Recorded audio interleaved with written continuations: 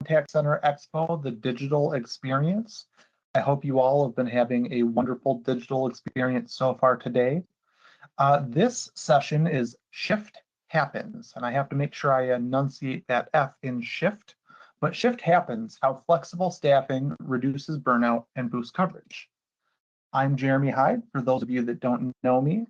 I am the Senior Director of Customer Service at Sun Country Airlines.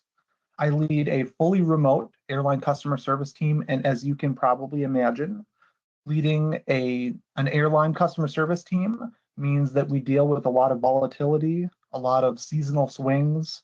It can be a tough environment, a fun environment, but a tough environment. And we're going to talk about some of the challenges that we've faced and work to address today.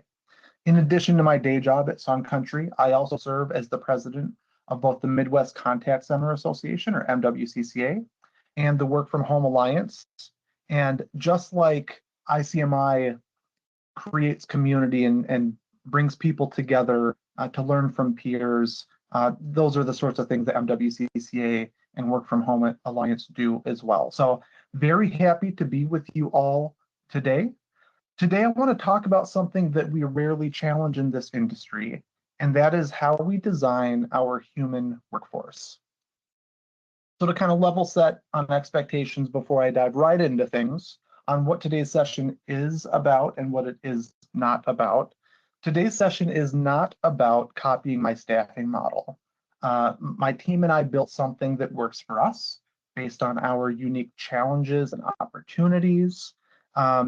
And if you just took it and tried to apply it exactly to your environment, it might not be the right fit. And so I don't want you to simply say, oh, Jeremy said we should do it this way. That's not the point. Hopefully it will spark some ideas though. The other thing that we're not going to talk about today is AI agents and automation. And that's not any negative sentiment or anti-AI, anti-automation sort of statement. It's just not what we're talking about today. What we are talking about today is how to be more creative with how we staff our humans. And so hopefully through the session, you can start to challenge yourself to think about your needs, your unique opportunities, and how you can design around them versus just accepting constraints and living in a world that, you know, isn't the greatest for you, perhaps. The world has changed a lot in recent years and decades, and I would say by and large staffing strategies have not. We might be sick of talking about it at this point, but we had a global pandemic that really changed the world. We have been watching the way that AI has been drifting into society in a way that is very, very different, emerging technologies. Along with both of those things, we've been seeing employee expectations changing, customer demands changing. And with those things, a lot of volatility, unpredictable volumes. So a lot of challenges that have come around with the changing of our world, but also some opportunities, such as the way that remote work and hybrid work has changed opportunities that are available to us.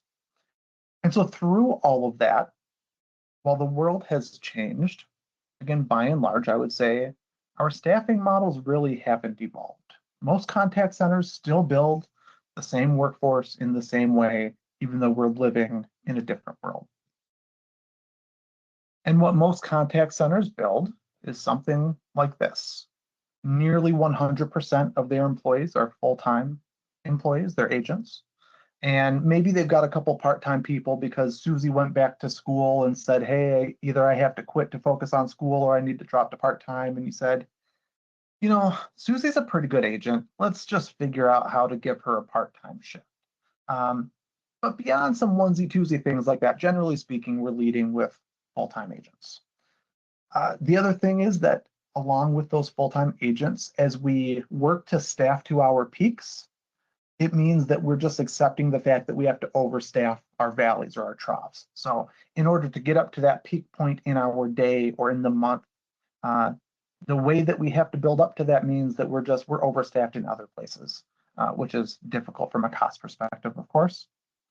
But at least with all of this, it's designed with predictability.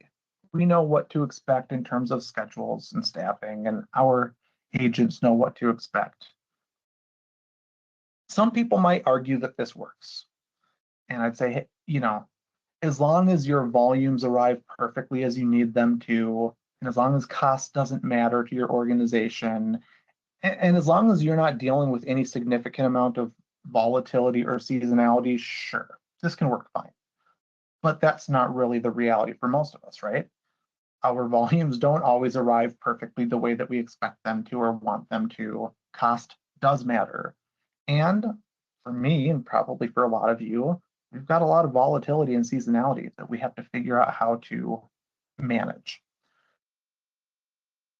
So as we think about these traditional models, the way that we've historically been building these models, we ask ourselves, like, so what's the problem? Where is the issue? Why do they break? And I would say, as I mentioned about predictability, they're designed for stability, no doubt, but not so much for volatility, complexity, or elasticity. And so why do they break? They break because they were built for a different time, a different environment. And they break because they were built around constraints that may no longer apply. And we just haven't really evolved since then. So while they're predictable and stable, they're not elastic and flexible. So if we look at it and if we agree, I do, we'll see if you do, that the traditional model doesn't quite work. If the old way isn't working, then it's on us to build something that does work. So my team and I, over the years, looked at these challenges and the way that we were trying to manage to them. And we said just that, like, well, if this isn't working, then we have to build something that does. And so I'm going to give you a snapshot of what it is that we built that's a little bit different. So the starting point looks pretty similar. We've got a full-time layer of support here, but it's a fraction. Yes, it lays a foundation to build other things upon, but it is a much smaller piece of the overall puzzle. For us, depending on time of year and that sort of thing, 20 to 25, maybe 30% of our frontline agents are in a full-time role. So this becomes, while still important, a much, much smaller piece of that overall strategy. But from there, from that foundation, we layer on top the next piece. And for us, this is the biggest and in many ways, one of the most, if not the most important keys to our overall strategy. And that's our scheduled part-time layer of employees. So these are employees, they are part-time employees. They more or less let us know when they can work, and then we schedule them based on that. This for us represents 60, sometimes upwards of 70% of our overall staffing strategy. It's significant. This is, the majority of our team members fall into this category of being part-time employees that are provided certain schedules. From there, we layer upon this BPO pressure release layer. Many of you probably work with BPO as well. We have a really great partner.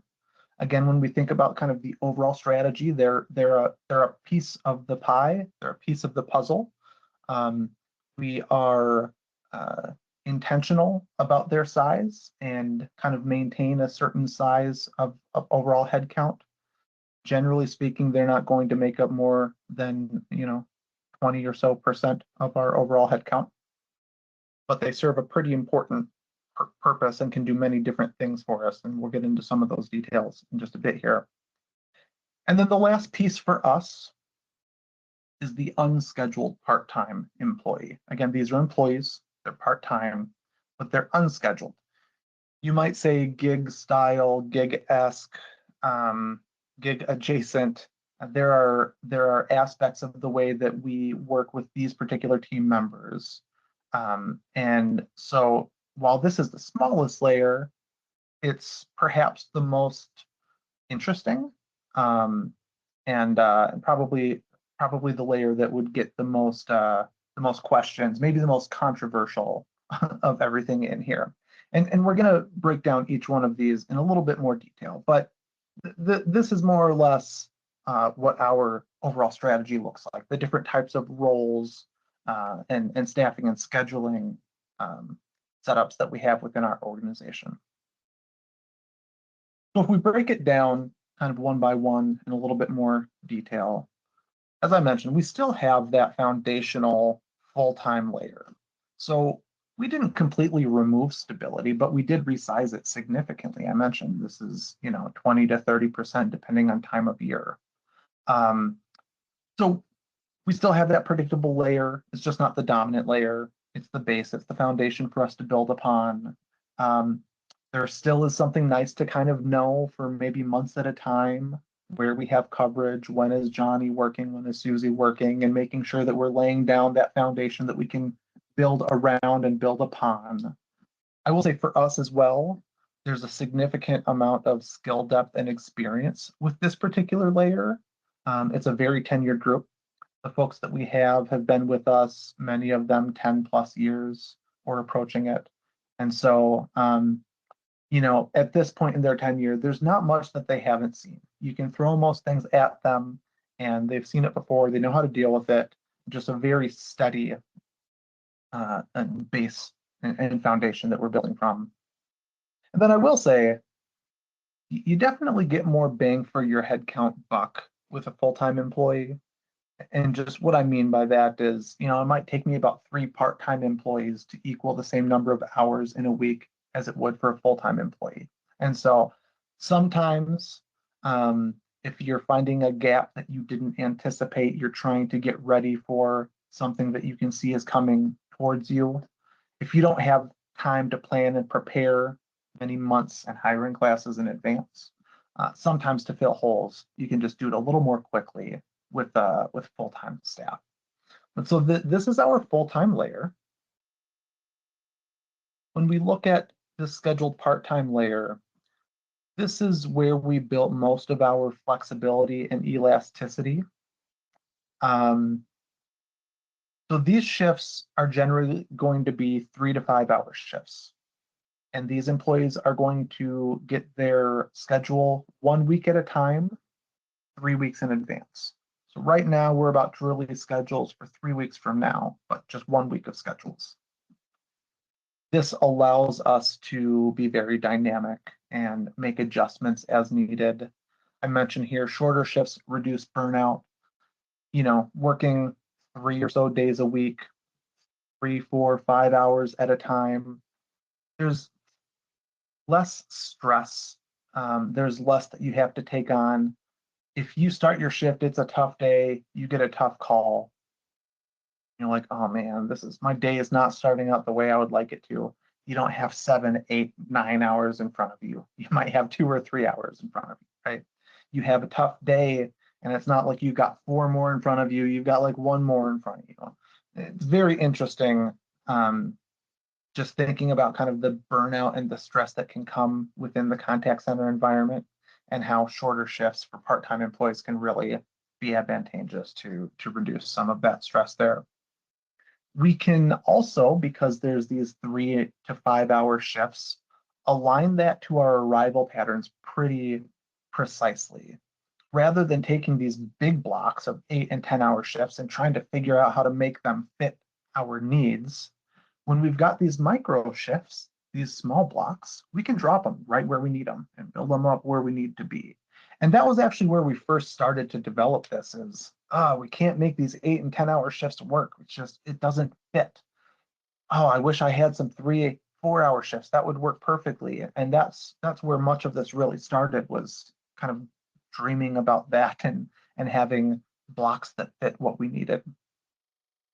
They also provide us significant amount of seasonal elasticity.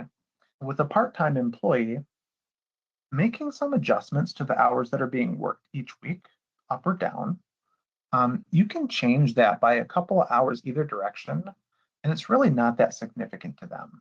It might be 30 minutes per shift either direction. So if your baseline is, say, 15 hours per week, you reduce it to 12 or you increase it to 16, 17, not really that big of a deal for them, but you're out of thin air either creating additional headcount, additional hours, or reducing it without actually changing the number of people that you have on your payroll. So for seasonality and such, that's been really huge for us.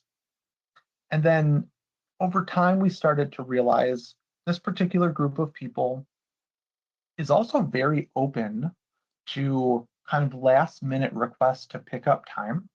It's like, hey, if I'm sitting here at home, nothing else going on, and you need help, sure, I could hop on for a little while. So for us, if we've got a volume spike, we're like, shoot, we don't have enough people to deal with this. We really need to be able to respond for our customers better than what we're doing at the moment. We can send a text message out to our team. Hey, anyone available?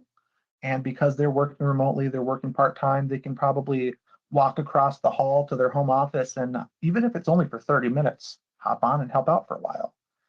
And in some of these moments of need, we've seen that our coverage can increase 40, 50%, again, at a moment's notice. So just a lot of benefit. We didn't realize all of the benefits up front. When we went into this design phase, we didn't know, oh, we're going to get this and this and this and this. We were kind of focused on like one or two things. And then we started to realize, hey, there's even more opportunity, even more benefits than what we originally anticipated, which is amazing. When we look at the BPO pressure release layer, again, they're pressure release, not the engine. They're a very intentionally limited role, and we've been very clear to our team about that. Our friends in Guatemala are not a threat to your job. As long as you want to be here and you're doing good work, you don't need to think of them as some sort of threat. And I think because of that, and because of some of the other ways that we've integrated them into our team, there's some really great and strong relationships. I think our team generally thinks of them as an extension of our team. They'll sometimes ask, well, what does this mean for those guys, for our partners? Kind of protective of them, which is amazing. Really love the relationship that's been forged there. But yeah, they bring a lot of things for us, geographic diversification, surge capacity, cost smoothing, a lot of the same things that if you use a BPO that you probably get from your partner as well. For us, we do use them in different ways, even though they're intentionally limited in their role. They can add additional stability through full-time agents. We have part-time weekend-only agents. They're 100% of our overnight coverage. If we are heading into our peak season, they can ramp up to our peak and then ramp back down following the peak. If nothing else, BPOs are recruiting and onboarding machines. And so they can find good people, get them in the doors quickly, get them onboarded.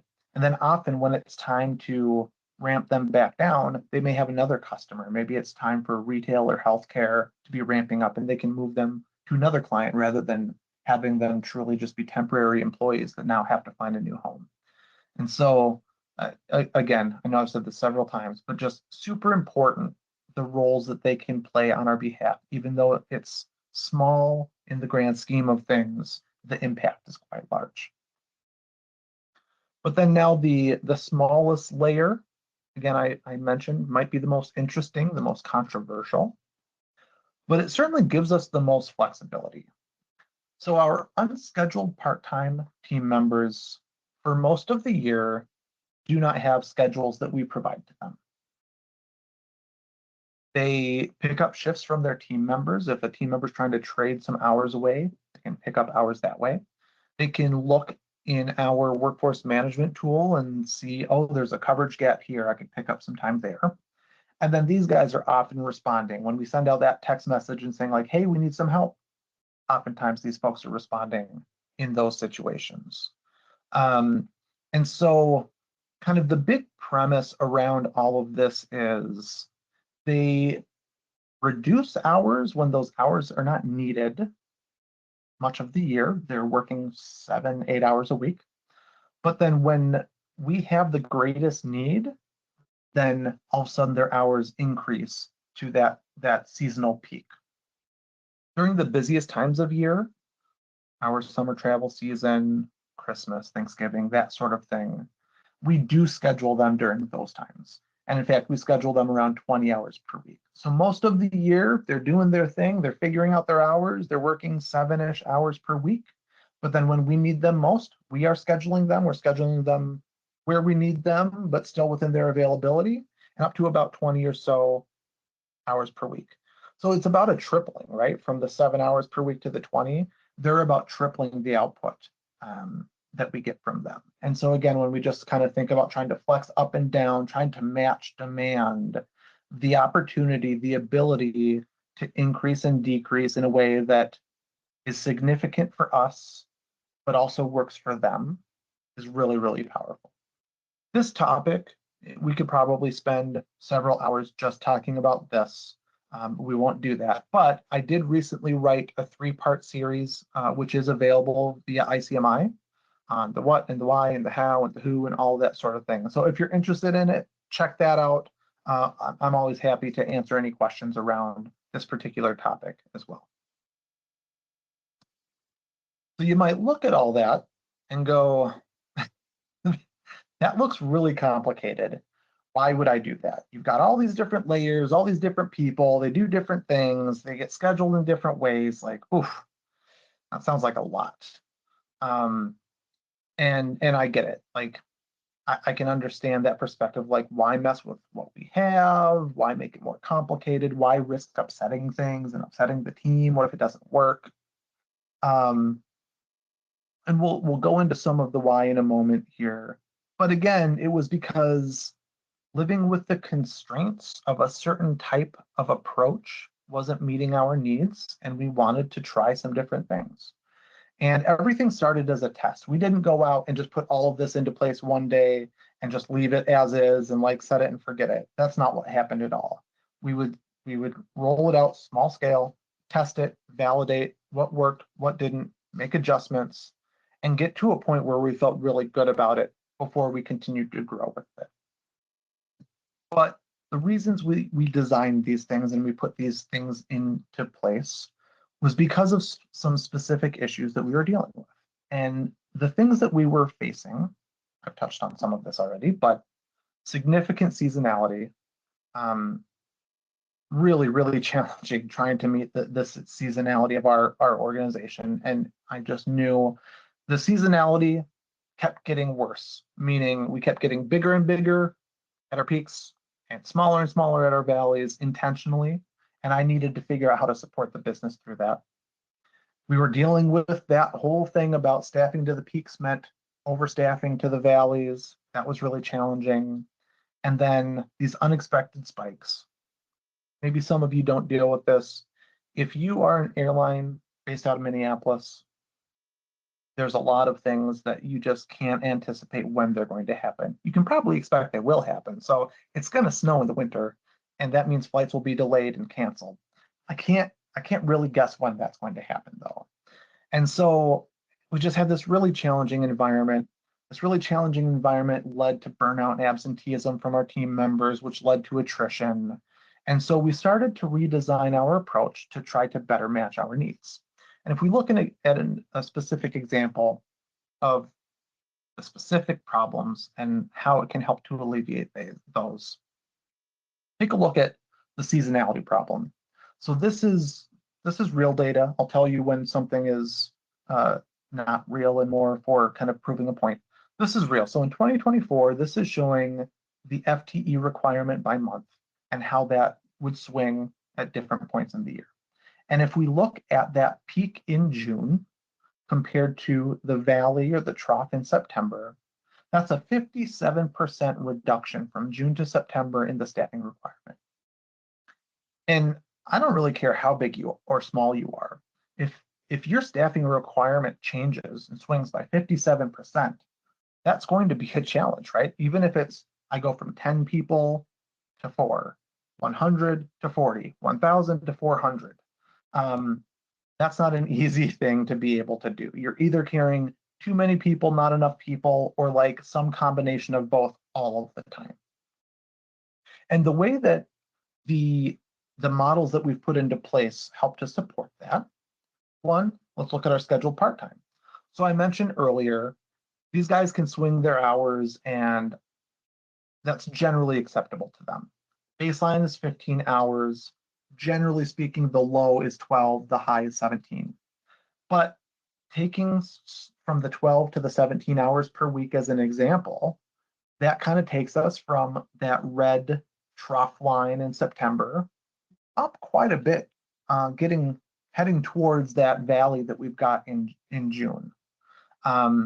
This is a 142% swing if we go from 12 hours to 17 hours. 1.5x swing in hours for these team members. And again, for them, not really that big of a deal.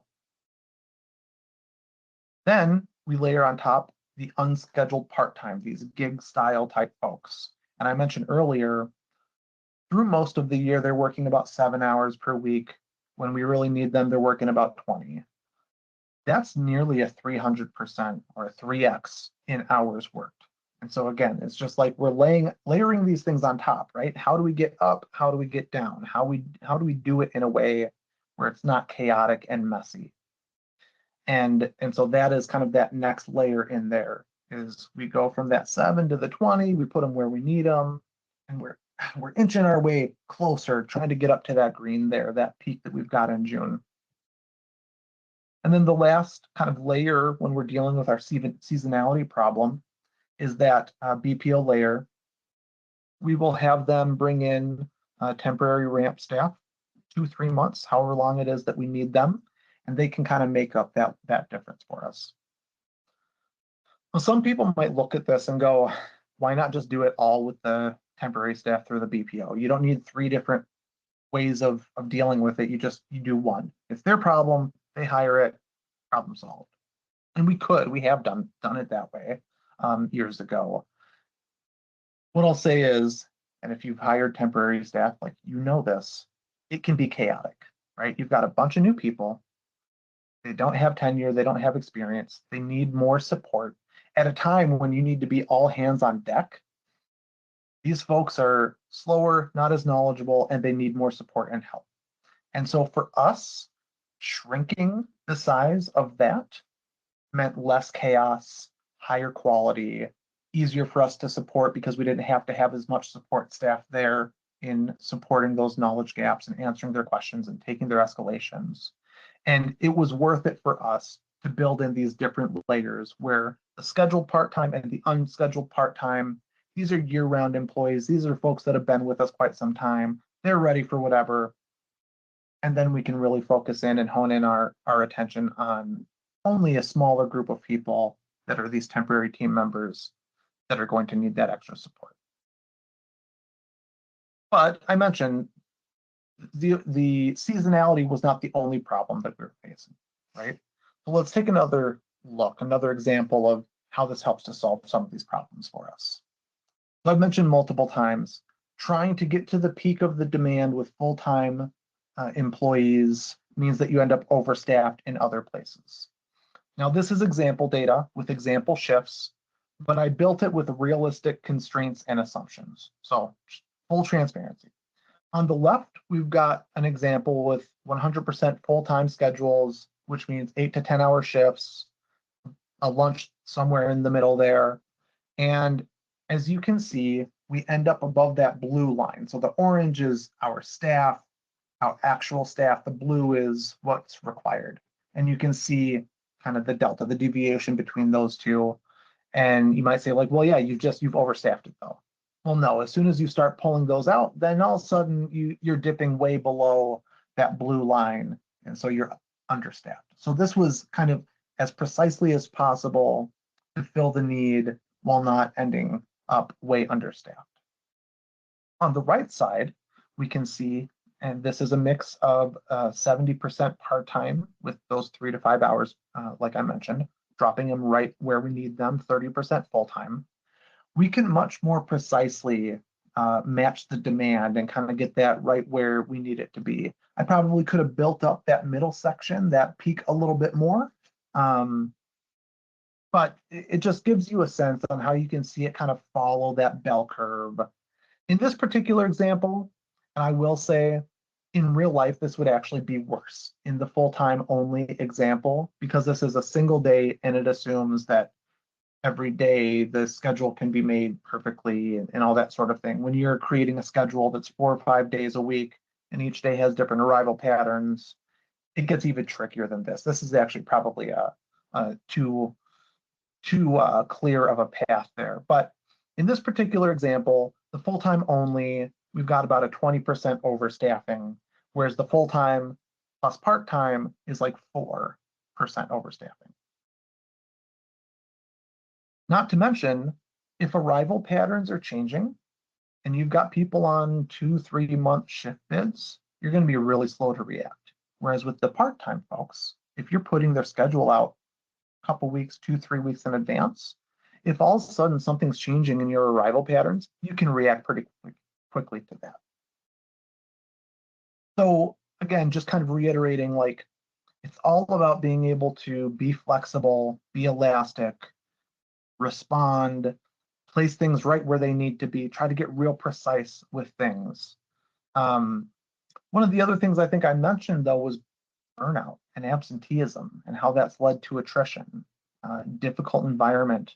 And so I'll say this was another thing that as we started, we didn't set out with our part-time shifts saying, you know what, I bet this is going to reduce our attrition. But we noticed something. As we started to build these models out, we noticed that our part-time employees were attriting about half the rate of our full-time employees, 50%. They just stuck around. Once we got the model right, these guys just stuck around.